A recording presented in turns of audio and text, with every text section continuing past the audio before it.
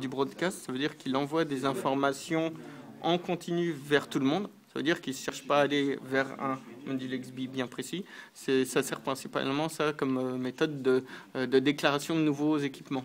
Donc j'utilise ce mode-là pour ne pas avoir à me soucier de savoir lequel est rattaché auquel et vers lequel ça va en termes d'information. Donc après, par rapport à ça, on a des outils de configuration qui sont fournis par le fabricant des chips XBee, qui s'appelle Digi International. Je crois qu'ils ont changé de nom entre-temps, mais bon, ça c'est une autre histoire. Et en gros, on a le petit outil qui va nous permettre de faire la configuration et récupérer les configurations des différents composants. Par exemple, dans le cas présent, on va lui faire rechercher le petit module XBee qui est connecté à mon ordinateur, qui va détecter en fait avec une configuration spécifique sur les ports série les informations du module. Donc là, il fait une recherche des modules. Voilà, on a trouvé le module. À partir de là, on peut le sélectionner et l'ajouter dans l'environnement. Quand on double-clique dessus, le principe, c'est que c'est un petit composant qui cause en série, avec un adaptateur USB série spécifique. L'idée, c'est qu'on peut aller lui appliquer des configurations bien précises sur les fréquences à utiliser, sur les numéros d'identifiant des différents composants, et vers qui ils vont envoyer. Dans le cas précis, là, par exemple, on a l'adresse de destination qui s'appelle FFFF, qui est une adresse dite de broadcast. Le PAN ID, c'est un Personal Area Network, qui correspond en fait au numéro d'identifiant du réseau qui va être utilisé. L'intérêt, c'est de pouvoir avoir sur une même fréquence différents réseaux personnels sans venir perturber les autres réseaux. Voilà.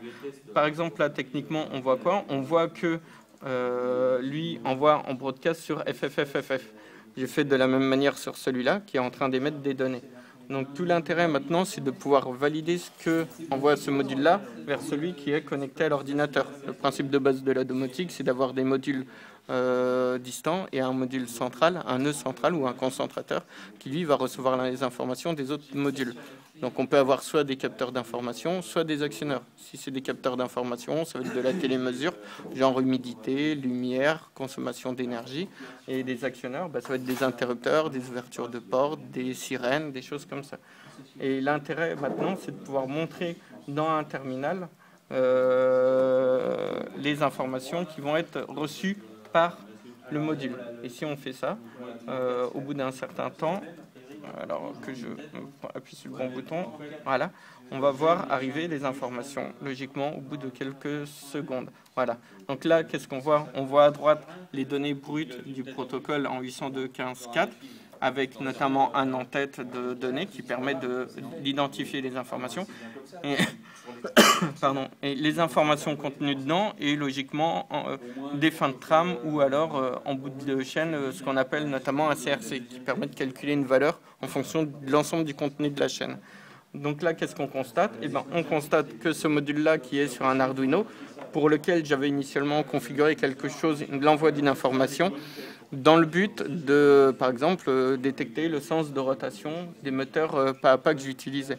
Donc là, on voit que périodiquement, après avoir fait un ensemble d'actions en interne sur la carte Arduino, le module, l'Arduino lui-même envoie en série vers le module XBee des informations qui sont captées par le module qui est connecté à l'ordinateur et qui permet d'envoyer de l'information.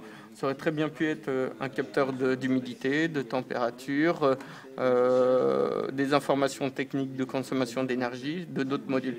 Dans l'absolu, on pourrait très bien imaginer avoir un module XBee qui sert de relais vers le concentrateur central. Dans le cas présent, c'est le notebook qui fait office de concentrateur central. Et on pourrait très bien imaginer avoir, comme le fait Cédric à côté, des modules en 433 MHz qui viendraient piloter, par exemple, des prises électriques avec ce qu'on trouve habituellement sur ce genre de télécommande. Donc voilà pour une introduction.